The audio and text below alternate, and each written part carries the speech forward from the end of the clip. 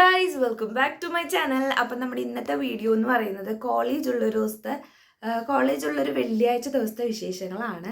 അപ്പോൾ ഇന്ന് കുറച്ച് പരിപാടികളൊക്കെ ഉണ്ട്. അപ്പോൾ ഞാൻ വിചാരിച്ചു നിങ്ങൾക്ക് കൂടി അത് കാണിച്ചു തരാമെന്ന്. അപ്പോൾ വീഡിയോയിലേക്ക് പോകുന്നതിന് മുമ്പായിട്ട് നിങ്ങൾ ആദ്യമായിട്ടാണ് എൻ്റെ ചാനൽ കാണുന്നതെങ്കിൽ please like, share and subscribe. എന്നത്തെയും പോലെ രാവിലെ റെഡിയായി കോളേജിൽ പോകാൻ വേണ്ടി ഇറങ്ങുവാണ്. അപ്പോൾ എവിടെയെങ്കിലും പോകാൻ ഇറങ്ങുമ്പോൾ മാത്രമല്ല എല്ലോൻ്റെ മുഖത്ത് കാണുന്ന സങ്കടമാണ് ഇപ്പോൾ നിങ്ങൾ കണ്ടത്. ലോക ഉടായിപ്പാണ് ഗൈസ്. അഭിനയിക്കാൻ അവനെ കഴിഞ്ഞിട്ടേ ഉള്ളൂ ആൾ. അപ്പോൾ മമ്മി എന്നെ ബസ് സ്റ്റോപ്പിലാക്കി തരും എല്ലാ ദിവസവും.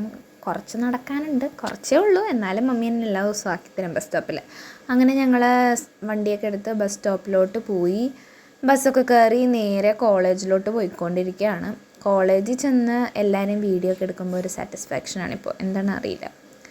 പിന്നെ ഇൻ്റർവെൽ ആകുമ്പോൾ ഒരു ഫുഡ് അടി ഉണ്ട്. അപ്പോൾ ആരെങ്കിലുമൊക്കെ ആയിട്ട് എന്തെങ്കിലുമൊക്കെ എപ്പോഴും കൊണ്ടുവന്നിട്ടുണ്ടാവും. അങ്ങനെ ഞങ്ങളെല്ലാവരും അത് കഴിച്ചുകൊണ്ടിരിക്കുന്ന സമയത്ത് ഞാൻ വീഡിയോ എടുത്തപ്പോൾ എല്ലാവരും പോസ് ചെയ്യാണ് ഗൈസ്. പിന്നെ ഞങ്ങൾ ജസ്റ്റ് ഒന്ന് ജിം ഏരിയയിലൊക്കെ പോയിട്ടുണ്ടായിരുന്നു. അപ്പോൾ അതൊന്നും എടുത്തില്ല. ജിം ഏരിയയുടെ അവിടെ വെള്ളം കുടിക്കാനൊക്കെ പോകും. അപ്പോൾ അതൊന്നും എടുക്കാൻ പറ്റിയില്ല. പിന്നെ അത് കഴിഞ്ഞ് ക്ലാസ്സിൽ വന്നപ്പോൾ ഫ്രീ അവർ കിട്ടിയപ്പോൾ അന്നാമേരി എനിക്ക് മുടി കെട്ടിത്തരുന്നതാണ് നിങ്ങളീ കാണുന്നത്. എല്ലാവർക്കും മുടി കെട്ടിയായിരുന്നു, അത് എടുക്കാൻ പറ്റിയില്ല ഗൈസ്. എൻ്റെത് മാത്രം ഗൗരികൾ വീഡിയോ എടുത്തുകൊണ്ട് കിട്ടിയതാണ്.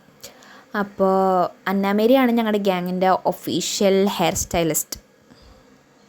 അതിൻ്റെ ഇടയിൽ ദേവു എന്തൊക്കെയോ എന്നോട് ചോദിക്കുന്നുണ്ട്. അങ്ങനെ ഞങ്ങൾ സംസാരിച്ചു.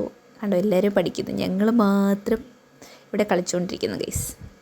അങ്ങനെ ക്ലാസ്സൊക്കെ കഴിഞ്ഞപ്പോൾ ഇന്ന് കൾച്ചറൽ ഡേ ആയിരുന്നു. അപ്പോൾ ഗസ്റ്റായിട്ട് നമുക്ക് വന്നിട്ടുണ്ടായിരുന്നത് ജയശ്രീ ശിവദാസും വിദ്യ വിജയകുമാർ പിന്നെ സിംനു ചേച്ചിയൊക്കെ ആയിരുന്നു. അങ്ങനെ അവരെല്ലാവരുമായിട്ട് അടിച്ചു പൊളിച്ച് തുള്ളലാണല്ലോ നമ്മുടെ മെയിൻ. അപ്പോൾ അങ്ങനെ കുറേ ഡാൻസ്, പാട്ട്, അങ്ങനെ കുറേ പ്രോഗ്രാംസൊക്കെ ഉണ്ടായിരുന്നു. അങ്ങനെ എല്ലാം അടിച്ചു പൊളിച്ചു. ഗസ്റ്റൊക്കെ ഒരുപാട് ഇഷ്ടപ്പെട്ടു എന്നൊക്കെ പറഞ്ഞു. അങ്ങനെ ഞങ്ങൾ അവിടെ നിന്ന് നേരെ ഇറങ്ങി. ഞങ്ങളുടെ കോളേജിൻ്റെ അടുത്ത് തന്നെയുള്ളൊരു റെസ്റ്റോറൻറ്റിൽ ഫുഡ് കഴിക്കാൻ വേണ്ടിയിട്ട് എല്ലാവരും കൂടി വന്നു. അപ്പം ഞങ്ങൾ എപ്പോഴെങ്കിലൊക്കെ ആയിട്ട് ഇങ്ങനെ ഫുഡ് കഴിക്കാനൊക്കെ പോകാറുണ്ട്. എപ്പോഴൊന്നും പോകാറില്ലെങ്കിലും എപ്പോഴെങ്കിലൊക്കെ ഞങ്ങളിങ്ങനെ ഫുഡ് കഴിക്കാനായിട്ട്. അപ്പോൾ ഇന്നൊരു സർപ്രൈസൊക്കെ കൂടി പ്ലാൻ ചെയ്താൽ പോയത്.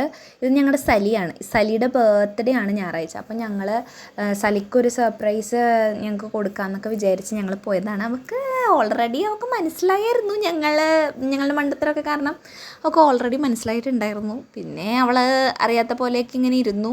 സർപ്രൈസ് ആയെന്നൊക്കെ പറഞ്ഞു. അങ്ങനെ ഞങ്ങൾ കേക്ക് കട്ട് ചെയ്യാൻ വേണ്ടിയിട്ട് പോകണം. അപ്പം ഞങ്ങൾ കേക്ക് കട്ട് ചെയ്യുന്ന സമയത്ത് ആ റെസ്റ്റോറൻറ്റിലെ ചേട്ടൻ വന്നിട്ട് പാട്ട് വെച്ച് തരണമെന്ന് ചോദിച്ചു. അപ്പം ഞങ്ങൾ വെച്ചോ എന്ന് പറഞ്ഞു.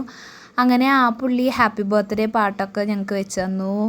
എല്ലാവരും ആ റെസ്റ്റോറൻറ്റിലുണ്ടായിരുന്ന എല്ലാവരും സലീനെ വിഷൊക്കെ ചെയ്തു. അപ്പം ഞങ്ങൾ ഭയങ്കര ഹാപ്പിയായി. പക്ഷെ ഞങ്ങളുടെ ഒരു ഗ്യാങ്ങിൽ ഞങ്ങൾ ആഘോഷിച്ചിട്ട് എല്ലാവരുടെയും ബർത്ത്ഡേ എപ്പോഴും ആഘോഷിക്കാറുണ്ട്. അതിൽ ഏറ്റവും അടിപൊളിയായത് സലിയുടെ ആയിരുന്നു. എന്ന് വെച്ചാൽ ഞങ്ങളുടെ പ്ലാനൊക്കെ പൊളിഞ്ഞെങ്കിൽ പോലും അടിപൊളിയായിട്ട് അത് വന്നു. അപ്പോൾ എല്ലാവരും ഭയങ്കരമായിട്ട് ഹാപ്പിയായി. പിന്നെ ഞങ്ങൾ അൽഫാമും ബർഗറും ജ്യൂസൊക്കെ ഓർഡർ ചെയ്തു. അപ്പോൾ അതൊക്കെ അങ്ങനെ കഴിച്ചു എല്ലാവരും കൂടി. ആത്മാർത്ഥതയുടെ നിറകുടമായതുകൊണ്ടാണ് തോന്നുന്നത് വീഡിയോ എടുത്തു തരണം എന്ന് പറഞ്ഞുകൊണ്ട് എല്ലാ നേരവും ക്യാമറ ഓൺ ചെയ്ത് പിടിച്ച ഗൗരിക്ക് നന്ദി.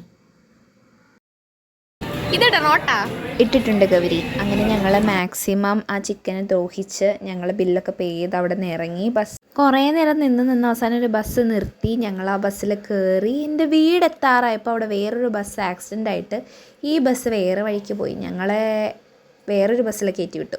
അങ്ങനെ കഷ്ടപ്പെട്ട് ബസ് സ്റ്റോപ്പിലെത്തിയപ്പോൾ അമ്മ വിളിക്കാൻ വന്നു. അവിടെ നിന്ന് നേരെ വീട്ടിൽ പോയി. അപ്പോൾ ഇന്നത്തേക്ക് അത്രേ ഉള്ളൂ. ബായ്.